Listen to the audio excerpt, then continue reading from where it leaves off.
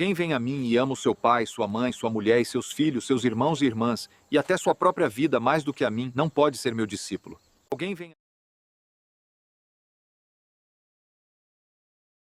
O Senhor esteja convosco. Ele está no meio de nós. Proclamação do Evangelho de Jesus Cristo, segundo São Lucas. Glória a vós, Senhor. Naquele tempo, grandes multidões acompanhavam Jesus. Voltando-se, ele lhes disse: se alguém vem a mim, mas não se desapega do seu pai e da sua mãe, da sua mulher e de seus filhos, seus irmãos e suas irmãs, e até da sua própria vida, não pode ser meu discípulo. Quem não carregar sua cruz e não caminhar atrás de mim, não pode ser meu discípulo. Com efeito, qual de vós, querendo construir uma torre, não se senta primeiro e calcula o gasto para ver se tem suficiente para terminar? Caso contrário, ele vai lançar o alicerce e não será capaz de acabar. E todos os que virem isto começarão a caçoar, dizendo: este homem começou a construir e não foi capaz de acabar. Ou ainda, qual rei que ao sair para guerrear com outro, não se senta primeiro e examina bem se com 10.000 homens poderá enfrentar o outro que marcha contra ele com 20.000? Se ele ver que não pode, enquanto o outro rei ainda está longe, envia mensageiros para negociar as condições de paz. Do mesmo modo, portanto, qualquer um de vós, se não renunciar a tudo o que tem, não pode ser meu discípulo. Palavra da salvação. Glória a vós, Senhor. Queridos irmãos e irmãs, a palavra de Deus no livro da sabedoria, presta muita atenção nessa primeira leitura, como é interessante. Começa com as perguntas, duas perguntas, e que ele mexe profundamente com a nossa cabeça. Qual? Primeiro é: qual o homem que pode conhecer os desígnios de Deus? Qual? Quem é que pode saber o que Deus determina? Ou quem pode imaginar os desígnios de Deus? E aí, ao mesmo tempo, ele vai mostrando, o livro da sabedoria, que só o homem, quando fala a palavra de Deus, fala o homem, ela fala o ser, né? O ser, tanto o homem como a mulher, né? É a pessoa humana, tá? Qual a pessoa humana que pode, então, isso? Somente aqueles que se debruçam em ouvir a Deus, em dar atenção a Deus. Veja bem, se de fato nós dessemos atenção a Deus, muitas coisas nós não faríamos. Muitas coisas nós não faríamos. Ou faríamos muitas e muitas coisas maravilhosas, porque a atenção que damos a Deus faz com que as nossas ações, ela construa um mundo melhor. É ou não é uma verdade? Se todo mundo desse atenção a Deus, com a palavra, só palavra, pegar na palavra, ler a palavra, olha, eu preciso fazer alguma coisa, eu preciso resolver um problema lá com aquela vizinha fofoqueira, eu preciso resolver. Pega a palavra de Deus, reza na palavra de Deus, você vai resolver tudo dentro da palavra de Deus. Vai se dar bem ou vai se dar mal? Vai se dar bem. Então, quem é que pode conhecer o desígnio de Deus? É quem se debruça, é quem se permite fazer com que a palavra de Deus se faça carne, se faça realidade na minha vida. Na minha vida.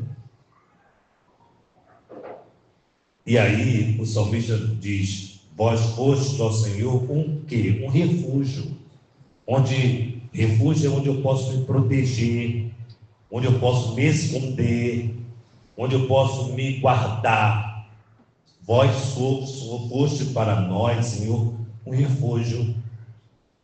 E a segunda leitura é uma leitura assim, gente, belíssima.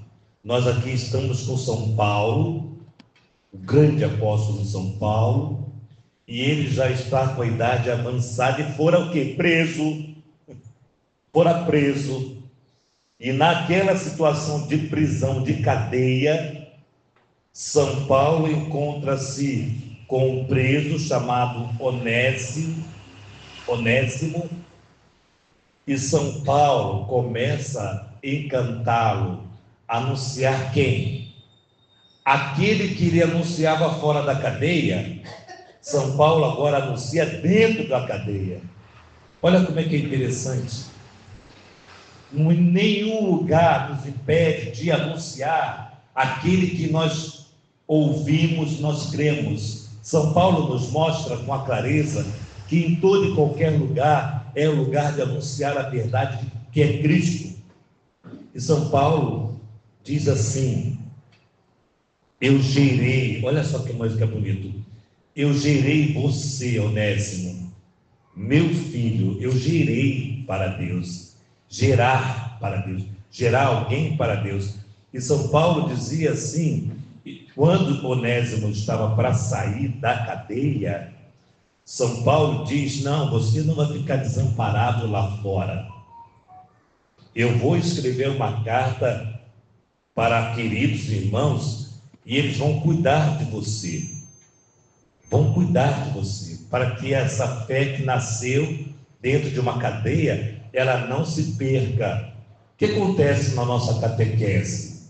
Na nossa catequese, nossos crismas, nossas igrejas se perdem, os jovens se perdem, a criança se perde. Mas por quê? Porque não teve, além da catequista, a catequista se esforçou, a catequista se debruçou para ajudar, mas não tiveram o quê? A família talvez, em casa talvez, esse sustento dessa fé. Por isso São Paulo diz assim: não, você não vai sair da cadeia, porque Onésimo já ia sair, e Onésimo não queria sair. Não queria sair da cadeia. Por quê? Porque estar ali com São Paulo, falando de Jesus, mostrando quem é o Cristo, mostrando quem é que ele vai, para quem ele vai viver, Onésimo não queria. E aí, cabe à família, o pai, a mãe, aqueles que estão ali, dar o sustento para aquilo que São Paulo fez na cadeia, ou seja, a nossa catequese, nosso crisma, precisa de alguém, além do catequista, ou além do padre, ou além das irmãs, para que continue essa missão. Para quê? Para aquele que foi gerado na fé no Cristo, não se perca na corrupção da alma. Porque nós sabemos, né, gente? Se afastar do nosso Senhor é muito rápido. Porque o mundo oferece o quê? Muitas opções, muitos caminhos o mundo oferece, que encantam, que seduz. Então, se nós não tivermos muito preparados para esse encontro com o Senhor, nós vamos nos perdendo, e vamos perdendo o horizonte. E o Evangelho de hoje mostra como uma grande multidão estava acompanhando Jesus. Acompanhar Jesus. Eu posso te acompanhar, eu posso acompanhar uma pessoa com os meus olhos. Eu estou acompanhando. acompanhar nem sempre é a mesma coisa que seguir. Eu posso te acompanhar com os meus olhos e você vai descendo essa montanha, né? Eu estou vendo você descendo essa montanha, com os meus olhos estou te acompanhando e você está cada vez mais se distanciando dos meus olhos. E quem segue está sempre junto, né? Quem segue não se tem distância da visão. Quem segue está sempre junto. Então, aquela grande multidão acompanhava Jesus.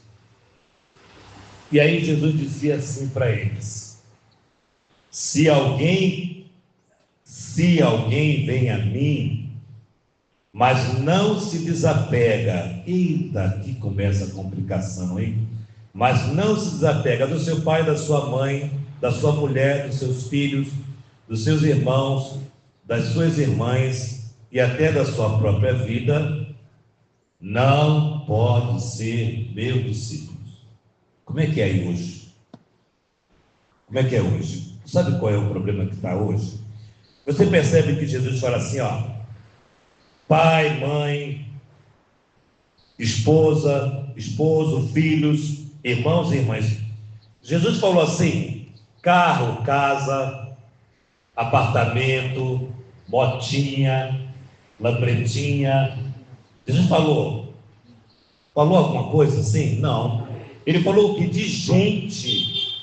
Jesus falou de gente, pessoas. Quem não se desapega não pode ser meu discípulo. Agora veja bem, olha a complicação de hoje. Está difícil de nós abandonarmos o quê? O nosso celular? Sim ou não? Tem adolescente aqui que está doente, que a missa não acaba porque quer olhar para o celular, não é? Quer jogar, né? Está tremendo, né? Está até com a abstinência. Quando a pessoa usou assim umas drogas na vida, ela treme quando não usa mais. Nós chamamos de abstinência, até passar esse tempo. Tem adolescente, nós adultos também, né? Nós adultos também, nós também. Ficamos longe do nosso celular, parece que estamos com abstinência, né? Olha só, Jesus fala de pessoas.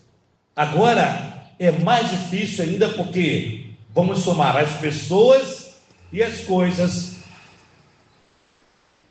E aí ele vai dizer o seguinte: não pode ser meu discípulo aquele que se apega mais às pessoas e mais às coisas. Não pode, porque não é possível ser discípulo, entrar no discipulado de Jesus. Entrar no discipulado de Jesus significa o quê? Segui-lo e não acompanhá-lo. Eu falei a diferença, né? De acompanhar e de seguir. Nós somos chamados a segui-lo. E quem segue aquele que é Jesus Cristo, segue também os seus exemplos. Jesus era um homem pobre. Qual foi a herança que Jesus deixou? O seu amor. Deixou-nos o seu amor. Então, um homem pobre. Vocês já viram os artistas quando morrem? Vocês já viram o que está acontecendo? A briga por conta do quê? Do patrimônio. Ninguém está preocupado se o artista está no céu ou se está no inferno, mas estão brigando por conta dos patrimônio. Ele deixou isso ou deixou aquilo, deixou para quem? É uma briga danada. Podem ver, vocês veem aí. E a riqueza que Jesus nos deixa, não dá para brigar, porque é o amor. Jesus nos deixou o seu amor, então não dá para brigar. Então, ele diz assim: quem pegar a sua cruz, quem não carregar a sua cruz e não caminhar atrás de mim, não pode ser meu discípulo. Olha que interessante. Tem gente que não tem Deus e está sofrendo, sim ou não? Sim ou não? Sim. Tem gente que tem Deus e está sofrendo. Sim ou não? Sim. Sim. Tem gente que tem Deus, está sofrendo. Tem gente que não tem Deus e está sofrendo. Mas ele diz assim, ó: quem não carregar a sua cruz atrás de mim, comigo, não pode ser meu discípulo. Porque o sofrimento para quem está fora de Deus não dá para ser discípulo dele. E o sofrimento para quem está com Deus dá para ser discípulo dele. Por quê? Porque ele nos ensina a carregar a nossa cruz. Ele nos dá o exemplo de como, por amor a Deus, carregar a nossa cruz. E aí, ele nos alivia a cruz. Por exemplo, o que a gente vê? Quando a gente vê um corredor, uma pessoa que é atleta, um atleta, e a gente percebe que ele luta contra o quê? Os limites dele. Ele quer sempre ultrapassar o quê? Os limites dele.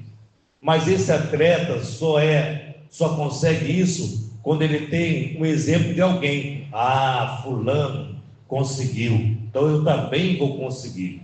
Jesus Cristo está dizendo isso para mim e para você. Eu consegui, você também consegue. Então, siga-me, toma a tua cruz e me siga, porque eu vou te sustentar, eu vou te levantar, eu vou fazer com que você supere e vence todas as dificuldades. E aí ele fala, voltando a falar um pouquinho lá da frente, do desapego. Desapegar não significa... Jesus diz assim, ó: quem não desapegar do seu pai e da sua mãe. Não está dizendo que é abandonar o pai e mãe, não. Está dizendo isso não. Ele está dizendo que eu, Jesus, sou mais importante que o seu pai e sua mãe. Eu, Jesus, sou mais importante do que o seu filho e sua filha. Eu, Jesus, sou mais importante do que seu esposo ou sua esposa. Eu sou mais importante. Então tudo deve partir de mim para amar o seu esposo, para amar a sua esposa, para amar o seu pai, para amar a sua mãe, para amar os seus irmãos. É sempre a partir de Jesus Cristo. Ele é o ponto de partida. Ele parte e por isso eu o sigo. Desapego. E a gente vai aprendendo esse desapego. Nós vamos aprendendo esse desapego.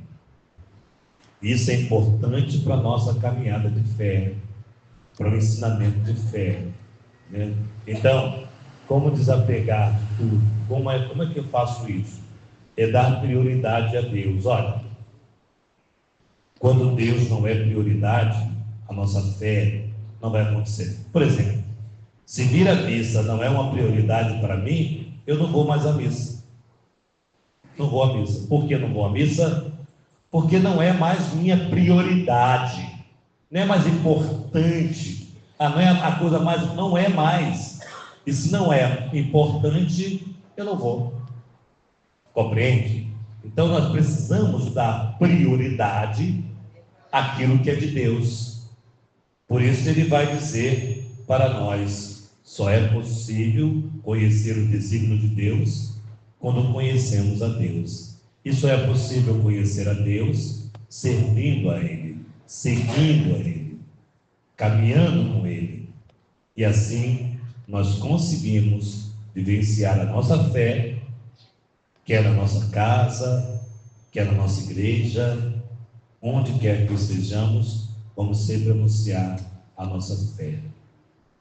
Que nós consigamos, como São Paulo, gerar filhos para nosso Senhor. Eu sou responsável pela sua fé. Você tem que pensar assim: eu sou responsável pela fé dessa pequenina, da Raquel, eu sou responsável pela fé, eu sou responsável pela fé desse pequenino, eu sou responsável pela fé dela. Eu tenho que gerar, sou eu que tenho que gerar. Veja bem, não sou eu o padre, quando eu digo eu falo nós. Cada um de nós precisamos gerar filhos e filhas na fé de Jesus Cristo. Então, a minha vizinha, eu sou responsável para gerar a fé de Jesus nela. Mas como é que a gente gera a fé em Jesus na vizinha? Nem sempre falando, mas dando exemplo.